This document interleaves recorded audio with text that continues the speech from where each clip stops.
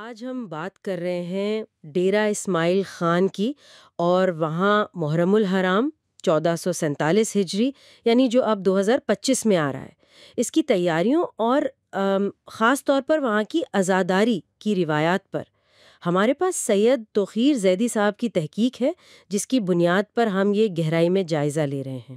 جی بالکل۔ اور دیکھیں، ڈیرہ اسماعیل خان کا معاملہ یہ ہے کہ عزاداری کے حوالے سے اس کی تاریخ وہ بہت ہی پرانی ہے، بہت گہری ہے۔ اچھا۔ آپ اندازہ کریں کہ وہاں 100 سے زیادہ امام بارگاہیں ہیں، جنہیں وہاں مقامی طور پر تھلہ جات بھی کہتے ہیں۔ تھلہ جات؟ جی، یعنی عزاداری کے مراکز۔ کچھ تو باقاعدہ لائسنس یافتہ ہیں اور بہت سی نسل در نسل چلی آ رہی ہیں، روایتی ہیں۔ تو یہ تعداد ہی بتاتی ہے کہ جڑیں کتنی مضبوط ہیں۔ بالکل، اور جو تحقیق میں اعداد و شمار ہے وہ بھی یہی کہانی سنا رہے ہیں۔ جیسے اندازہ ہے کہ ضلع بھر میں کوئی 640 سے بھی زیادہ مجالس عزا ہوں گی۔ جی ہاں۔ اور تقریباً 190 پونے 200 کے قریب مختلف جلوس، مطلب علم، ذوالجناح، تعزیے اور کیا کچھ نہیں۔ جی، سیج، مہندی سب شامل ہیں۔ اور اتنے بڑے پیمانے پر انتظامات کے لیے 7,000 سے زائد پولیس اہلکار، یہ تو خود ہی ایک بہت بڑا اشارہ ہے اس کی اہمیت کا۔ یقیناً یقیناً۔ ایک روایت جو مجھے بہت ہی آپ کہیے منفرد لگی، وہ ہے پنج راتا۔ کیا یہ صحیح ہے کہ محرم کا چاند نظر آنے سے بھی 5 دن پہلے ہی؟ جی ہاں، بالکل۔ یہ ڈیرہ اسماعیل خان کی ایک بہت ہی منفرد روایت ہے۔ باقاعدہ نقارہ بجایا جاتا ہے اعلان کے لیے۔ اچھا۔ اور اس اعلان کے ساتھ ہی شہر میں ہر قسم کی خوشی کی تقریبات وہ روک دی جاتی ہیں۔ گویا ایک اجتماعی سوگ کا اعلان ہے جو چاند کا بھی انتظار نہیں کرتا۔ واہ، یہ تو واقعی گہری وابستگی ہے۔ بالکل۔ پھر آتی ہے چاند رات۔ اس رات امام بارگاہ پیر بمو شاہ اور دربار پیر فیروز شاہ پر سیاہ علم نصب کیے جاتے ہیں۔ اور ایک اور خاص بات، جی، پچھلے 62 سال سے، یعنی 6 دہائیوں سے زیادہ عرصے سے، مولانا محسن علی عمرانی صاحب کا لکھا ہوا ایک مخصوص نوحہ ہے، کربل کے مسافر کی ہے غمناک کہانی، وہ مسلسل پڑھا جاتا ہے۔ اس کا ایک لازمی حصہ بن چکا ہے، نسل در نسل منتقل ہو رہا ہے۔ تو یہ تو ہو گئی ابتدا۔ اس کے بعد پھر جلوسوں کا باقاعدہ سلسلہ کب شروع ہوتا ہے؟ ماتمی جلوسوں کا جو اصل آغاز ہے وہ ہوتا ہے 6 محرم کو، مغرب کی نماز کے بعد۔ اچھا۔ اس دن خاص طور پہ سیج کے جلوس نکالے جاتے ہیں۔ سیج سے مراد ہے شہزادہ قاسم ابن امام حسن، جو کربلا میں شہید ہوئے، ان کے تابوت کی شبیہہ۔ ٹھیک۔ تو یہ جلوس پھر 9 محرم تک روزانہ ہی مختلف امام بارگاہوں سے نکلتے رہتے ہیں، گویا وہ عاشورہ کے دن کے لیے ایک ماحول بناتے ہیں۔ اور پھر 7، 8 اور 9 محرم کو یقیناً سرگرمیاں اور بڑھ جاتی ہوں گی۔ جی بالکل۔ 7 اور 8 محرم کو بھی علم، ذوالجناح یعنی امام حسین کے گھوڑے کی شبیہ، مہندی اور سیج، ان سب کے جلوس نکلتے ہیں۔ خواتین کے لیے بھی میں بتاؤں، خاص مہندی کے جلوس ہوتے ہیں جن میں پردے کا پورا اہتمام ہوتا ہے۔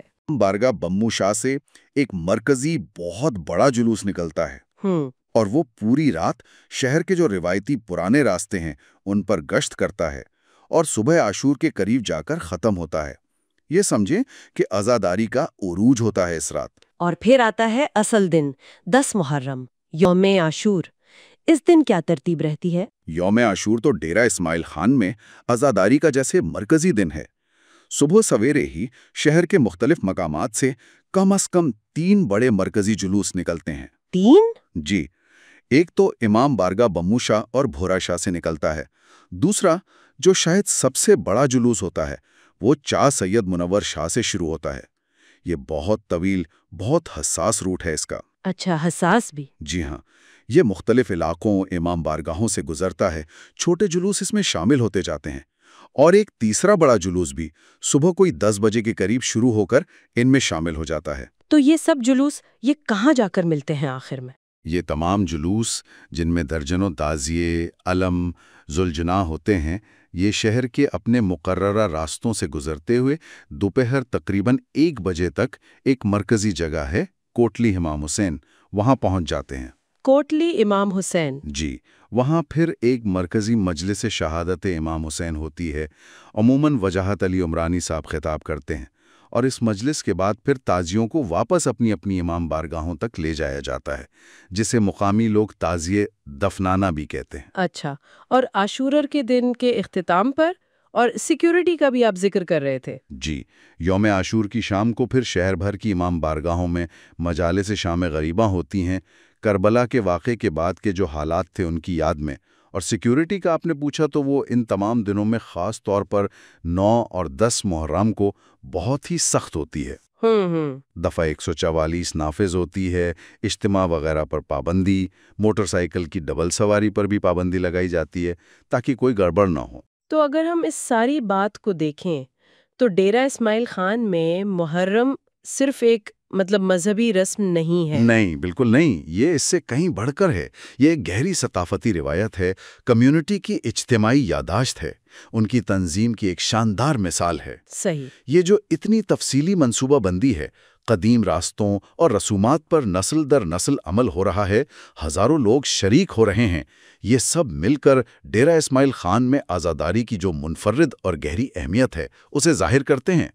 یہ صرف رسومات نہیں ہیں، یہ تاریخ ہے، یہ شناخت ہے جو زندہ ہے۔ بالکل، اور یہیں پر شاید ہم اپنے سامعین کے لیے ایک سوال چھوڑ سکتے ہیں کہ آج کے اس تیز رفتار دور میں جہاں بہت کچھ بدل رہا ہے، وہاں اتنی پرانی، اتنی تفصیلی روایات کو اس قدر نظم و ضبط کے ساتھ نسل در نسل کامیابی سے کیسے زندہ رکھا جاتا ہے؟